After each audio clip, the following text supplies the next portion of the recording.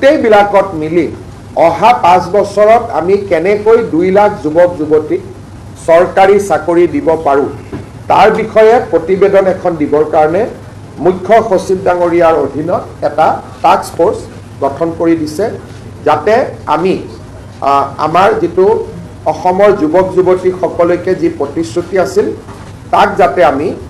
ৰাখিব পাৰোঁ বা তাক যাতে আমি অলৰেডি কাম আৰম্ভ কৰিলোঁ গতিকে ৰাইজক দিয়া প্ৰতিশ্ৰুতিখিনি আমি আখৰে আখৰে পালন কৰিম আমাৰ কেবিনেটে 2 লাখ চৰকাৰী চাকৰি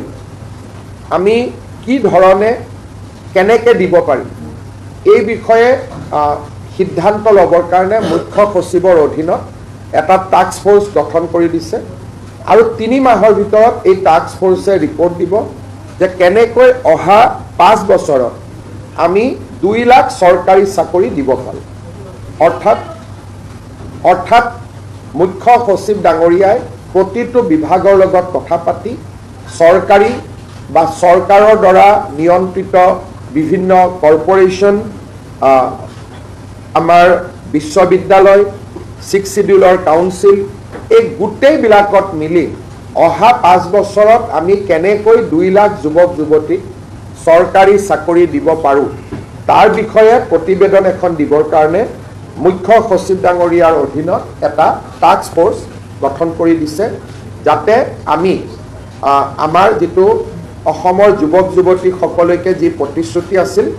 তাক যাতে আমি ৰাখিব পাৰোঁ বা তাক যাতে আমি পালন কৰিব পাৰোঁ আজি আমাৰ কেবিনেটে ডক্টৰ ভূপেন হাজৰিকাৰ জন্ম জয়ন্তী সমাৰোহৰ সামৰণি অনুষ্ঠান অহা 8 ছেপ্টেম্বৰ তাৰিখে নতুন দিল্লীৰ ভাৰত মণ্ডপমত অনুষ্ঠিত কৰিবলৈ সিদ্ধান্ত গ্ৰহণ কৰিছে অৰ্থাৎ আমাৰ যি বৰ্ষজোৰা ভূপেন হাজৰিকাৰ জন্ম জয়ন্তী আমি উদযাপন কৰি আছো তাৰ সামৰণি অনুষ্ঠান 8 ছেপ্টেম্বৰ তাৰিখে নতুন দিল্লীৰ ভাৰত মণ্ডপমত অনুষ্ঠিত কৰিবৰ বাবে সিদ্ধান্ত গ্ৰহণ কৰিছে আজি কেবিনেটে 32 কোটি টকা ব্যয় সাপেক্ষে ডক্টৰ ভূপেন হাজৰিকাৰ এটা সংগ্ৰহালয় নিৰ্মাণৰ বাবে অনুমোদন আগবঢ়াইছে অৰ্থাৎ এতিয়া আমাৰ শংকৰদেৱ কলাক্ষেত্ৰত 32 কোটি টকা ব্যয়েৰে ডক্টৰ ভূপেন হাজৰিকাৰ সংগ্ৰহালয় এটা আমি স্থাপন কৰিম য'ত নেকি তেখেতৰ জীৱনৰ লগত জড়িত অমূল্য সম্পদৰাজিক আমি সংৰক্ষণ কৰিব পাৰোঁ ইয়াৰে 13 কোটি টকা নৰ্থ ইষ্ট কাউন্সিলে দিব অৰ্থাৎ টোটেল 33 কোটি টকাৰ বা 32 কোটি টকাৰ নৰ্থ ইষ্ট কাউন্সিলে 13 কোটি টকা দিব আৰু 20 কোটি টকা ৰাজ্য চৰকাৰে আগবঢ়াব আজি সেই প্ৰকল্পটো আমাৰ প্ৰথম কেবিনেটতে অনুমোদন জনোৱা হৈছে কলাক্ষেত্ৰত হ'ব আজি ৰাজ্য চৰকাৰে অসমৰ মহা অধিবক্তা দেৱজিৎ শইকীয়াক আৰু 5 বছৰৰ কাৰণে অসম চৰকাৰৰ মহা অধিবক্তা হিচাপে নিয়োগ কৰিছে প্ৰধানমন্ত্ৰী নৰেন্দ্ৰ মোদী ডাঙৰীয়াই যোৱা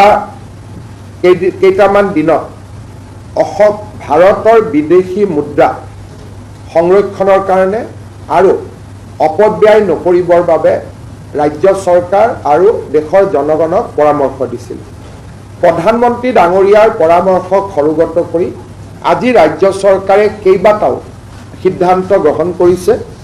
যিকেইটা সিদ্ধান্ত মই আপোনালোকক ক'ব খুজিছোঁ অহা 6 মাহ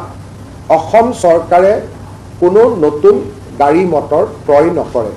অৰ্থাৎ নতুন মন্ত্ৰীসকলকো অহা 6 মাহলৈকে নতুন গাড়ী দিয়া নহ'ব আমাৰ বৰ্তমান যি পুৰণা গাড়ী আছে আমি সেই গাড়ীয়েদি আমাৰ কাম চলাব লাগিব দ্বিতীয়তে যিকেইটা আমি অনুমতি ইতিমধ্যে দিলোঁ কিন্তু অহা কালিৰ পৰা প্ৰযোজ্য হোৱাকৈ 6 মাহ কোনো চৰকাৰী বিষয়া নিজৰ খৰচতো বিদেশ ভ্ৰমণ নকৰিব বহুত সময়ত মানুহে কয় এজন অফিচাৰে কয় যে মই হলিডেত যাব কৈছোঁ থাইলেণ্ড সিংগাপুৰ আৰু আমি এইটো লিবাৰেলি আমি অনুমতি দিওঁ কিন্তু বৰ্তমান 6 মাহৰ কাৰণে এক্সেপ্ট মেডিকেল ৰিজনক বাদ দি কোনো চৰকাৰৰ মন্ত্ৰী বা বিষয়াই বা কৰ্মচাৰীয়ে বিদেশ ভ্ৰমণ কৰিব নোৱাৰিব 6 মাহৰ কাৰণে বোথ অফিচিয়েল এণ্ড পাৰ্চনেল, কোনো ধৰণৰ অফিচিয়েলিও বিদেশ ভ্ৰমণ নকৰে আৰু ব্যক্তিগত টকা দিও বিদেশ ভ্ৰমণ নকৰে। চৰকাৰী বিদেশ ভ্ৰমণ অকল মুখ্যমন্ত্ৰীৰ আগতীয়া অনুমতিৰে সম্ভৱ হ'ব, কিন্তু চৰকাৰী বিদেশ ভ্ৰমণৰ ক্ষেত্ৰতো সেমিনাৰ বা কনফাৰেন্সত আমি যিমান দূৰ সম্ভৱ হয় গুৱাহাটীৰ পৰাই ভিডিঅ' কনফাৰেন্সত অংশগ্ৰহণ কৰিবলৈ আমাৰ বিষয়াসকলক আমি অনুৰোধ কৰিছোঁ। ৰাজ্যপালৰ পৰা আৰম্ভ কৰি আমাৰ প্ৰতিটো পৰ্যায়ৰ চৰকাৰী বিষয়া মন্ত্ৰীসকলৰ কনভয়সমূহ সৰু কৰা হ'ব, নিৰাপত্তাৰ দিশটোক বাদ দি। তাৰ এই গোটেই কনভয়খিনি আমি সংখ্যা হ্ৰাস কৰিবৰ কাৰণে আজি আমি সিদ্ধান্ত লৈছোঁ। মন্ত্ৰী হওক, অফিচাৰ হওক বা মুখ্যমন্ত্ৰী হওক, ৰাজ্যপাল হওক, সকলোৰে কনভয়বিলাক ডাউন চাইজ কৰা হ'ব, এটলিষ্ট ফৰ নেক্সট 6 মান্থ। যোৱা বছৰৰ তুলনাত এই বছৰ অসম চৰকাৰৰ পেট্ৰল ডিজেল খৰচ, যিটো চৰকাৰে আমি গাড়ীত খৰচ কৰোঁ, it will be cut by 20% by reducing toll আৰু 2-4খন গাড়ী বেছিকৈ খৰচ নকৰি আমি চৰকাৰে যিমান টকাৰ তেল কিনে যোৱা বছৰৰ তুলনাত এই বছৰ আমি 20% ডিজেল আৰু পেট্ৰলত আমি কম খৰচ কৰিম। আৰু এটা আজি আমি সিদ্ধান্ত লৈছোঁ যে অহা 6 মাহ অসম চৰকাৰে কোনো বিদেশী বস্তু ক্ৰয় নকৰিব, মোবাইলে হওক কিবা আন যিকোনো আমাৰ বিভিন্ন সময়ত বিভিন্ন বস্তু আমি কিনি থাকোঁ। অহা 6 মাহ আমি কোনো ধৰণৰ বিদেশী বস্তু ক্ৰয় নকৰোঁ, চৰকাৰে, পাব্লিকে কৰিব পাৰে, চৰকাৰে আমি ক্ৰয় নকৰোঁ। যাত সিদ্ধান্ত হৈছে তাক মই এটা এটাকৈ আপোনালোকক ক'ব খুজিছোঁ। আজিৰ কেবিনেটে ভাৰতীয় জনতা পাৰ্টীৰ ইলেকশ্যন মেনিফেষ্টোখনত অহা 5 বছৰৰ চৰকাৰ পৰিচালনাৰ গাইডিং প্ৰিন্সিপল হিচাপে ইয়াক এডপ্ট কৰে। অৰ্থাৎ বিজেপিৰ মেনিফেষ্টোখনেই এতিয়াৰ পৰা দলীয় মেনিফেষ্টো নহয়, এইখন চৰকাৰৰ নীতি নিৰ্ধাৰণৰ আধাৰ হিচাপে ইয়াক আজিৰ কেবিনেটে গ্ৰহণ কৰিছে। অৰ্থাৎ আজিৰে পৰা বিজেপিৰ মেনিফেষ্টোখন বৰ্তমানৰ অসম চৰকাৰৰ পলিচি ফৰ্মুলেশ্যনৰ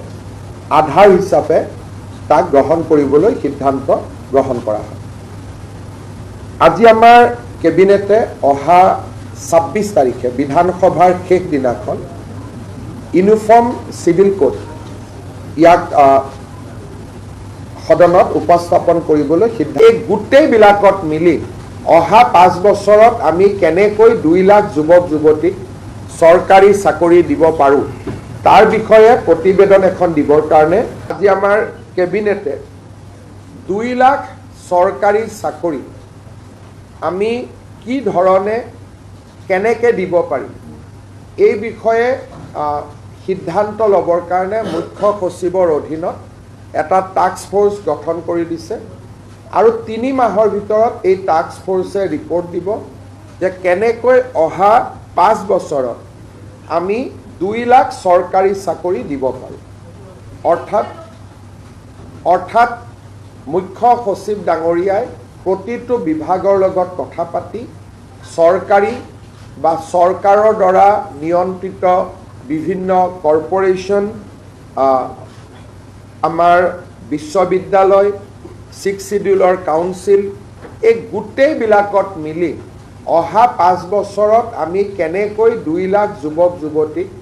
চৰকাৰী চাকৰি দিব পাৰোঁ তাৰ বিষয়ে প্ৰতিবেদন এখন দিবৰ কাৰণে মুখ্য সচিব ডাঙৰীয়াৰ অধীনত এটা টাস্ক ফ'ৰ্চ গঠন কৰি দিছে, যাতে আমি আমাৰ যিটো অসমৰ যুৱক যুৱতীসকলকে যি প্ৰতিশ্ৰুতি আছিল তাক যাতে আমি ৰাখিব পাৰোঁ বা তাক যাতে আমি পালন কৰিব পাৰোঁ। ইউনিফৰ্ম চিভিল কোডৰ খচৰা তাক আজি কেবিনেটে অনুমোদন কৰে আৰু আমাৰ সদস্যসকলে শপত গ্ৰহণ কৰাৰ লগে লগে প্ৰথমখন বিধানসভাৰ অধিৱেশনৰ শেষ দিনা আমি ইউনিফৰ্ম চিভিল কোড সদনত উপস্থাপন কৰিম